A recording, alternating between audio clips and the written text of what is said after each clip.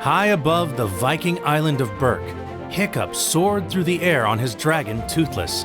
They whirled and swooped in a dazzling display of aerial maneuvers. For centuries, the Vikings fiercely battled their dragon enemies. But everything changed when Hiccup met Toothless and showed that you could live peacefully with dragons instead of fighting them. Hiccup joined his friends Astrid, Snotlout, Fishlegs, and the twins, Roughnut and Toughnut. They gathered with their dragons at the top of a cliff. Hiccup challenged the group to a best trick competition. Without warning, Snotlout took off, veering wildly out of control on his dragon, Hookfang. Next, Fishlegs rode Meatlug in a slow, cautious circle. They were no daredevils. As Roughnut and Toughnut struggled to control their zippleback, Barf and Belch, Astrid waited confidently for her turn. She signaled to her trusty dragon, Stormfly, and the pair rocketed skyward. They spiraled across the sky gracefully before landing back with the group.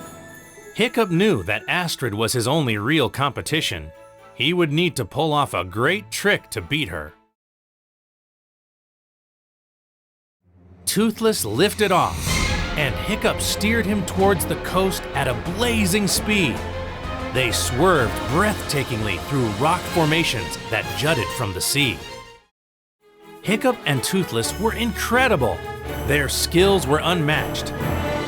And even Astrid acknowledged that they were the best. Even though Hiccup and Toothless were best friends, many Vikings weren't happy that dragons ran loose on Berk. Wild dragons often stole food, snuck around on rooftops, and caused mischief all over town.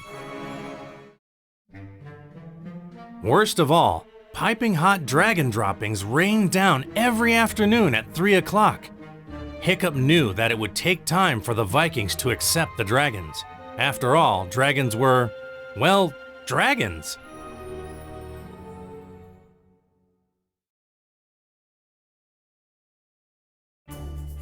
A cranky old Viking named Mildew was fed up.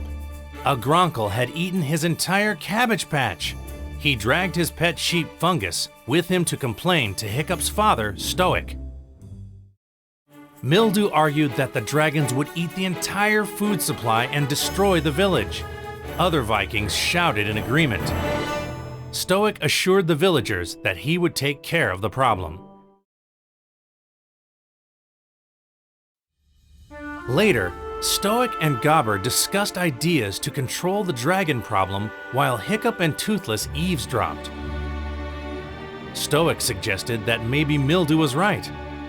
Unfortunately, they would have to cage the dragons. Distraught, Hiccup sprang into action. He pleaded that Stoic let him handle the dragons. After all, he knew them best and would be able to train them. Stoic reluctantly gave his son a chance and put him in charge of the dragons of Berk. At the main plaza, Hiccup began to announce his new plan. But before he could finish, a deadly natter charged through the square, sending Vikings into a frenzied panic. Other dragons soon joined in on the destruction. Hiccup and Toothless rushed to help as Astrid, Snotlout, and the twins watched from a distance. Astrid noticed a flock of dragons approaching overhead. It was 3 o'clock! The dragons bombed the Vikings below with hot droppings.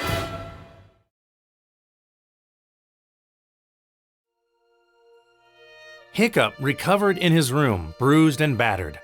Toothless tried to cheer him up, but it was no use. Astrid arrived to keep him company, but even she couldn't lift his spirits. Stoic wanted Hiccup's plan to succeed, but he warned that Mildew had riled up the entire island. If Hiccup couldn't control the dragons soon, the Vikings would take matters into their own hands.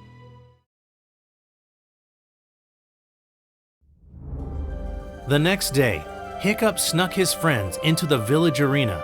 He explained Mildew's plot to cage the dragons. Their only choice was to train all of the dragons of Berk. For the first lesson, Hiccup instructed his friends to tickle the dragons under the chin if they take something they're not supposed to have. That would make the dragons drop whatever was in their jaws.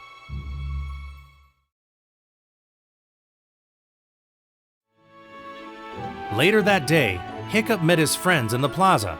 The dragons were nowhere to be found. Where could they be? Suddenly, they heard loud screams and spotted smoke rising in the distance. Hiccup had a sinking feeling as he ran towards the commotion to investigate.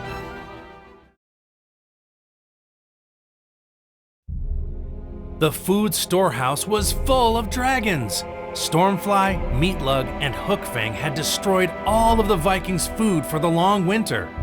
Mildew criticized Stoic for putting teenagers in charge of the dragons. Hiccup begged Stoic to let him fix the problem, but just then, Toothless popped up with a bone in his mouth. If even Toothless was running wild, how could Hiccup control all of the other dragons? The Vikings sifted through the remains of the destroyed food stores. Stoic told Hiccup that every last dragon needed to be caged that night, even Toothless. Mildew piped up and said that it wasn't enough to just cage the dragons. The other Vikings agreed.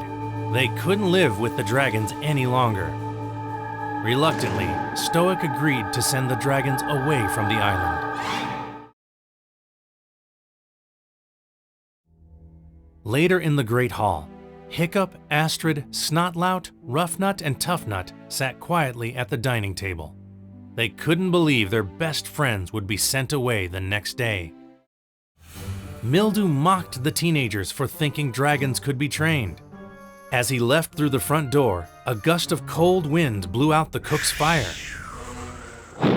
Toothless quickly relit the fire to the delight of the cook. Hiccup had an idea. Later that night, Astrid sadly walked Stormfly into the holding pen at the arena. Snotlout and the others also walked their dragons to the pen. Each one of them was as broken-hearted as the last. Out of the darkness, Hiccup called to the group to not lock up the dragons.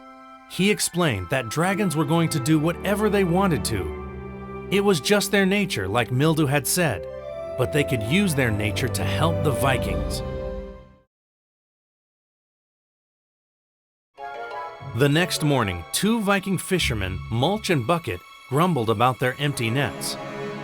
Overhead, Snotlout and Hiccup circled on their dragons. Hiccup asked Snotlout to scare up some dinner. Snotlout rode Hookfang straight down into the ocean, and they scared an entire school of fish into the fishermen's nets. Mulch and Bucket were overjoyed.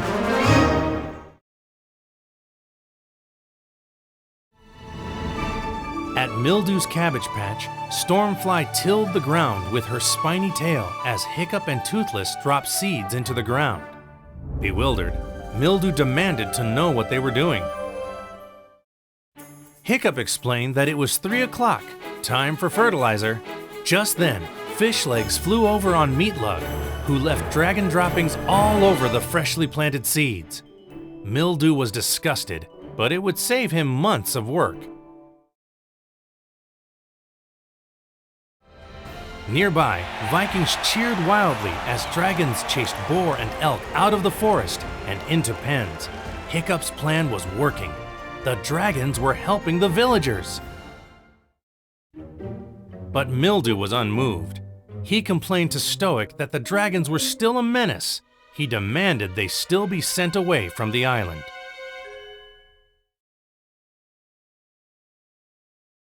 Stoic told Hiccup that he had disobeyed his orders by releasing the dragons. He promised that big changes would be coming to solve the dragon problem. Hiccup and the other teenagers thought they were in big trouble and prepared for the worst. But Stoic surprised everyone and put Hiccup in charge of a new dragon training academy.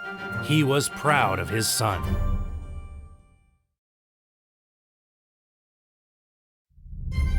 Later, Hiccup and Astrid celebrated as Fishlegs and Snotlout hung the new sign for the Dragon Training Academy.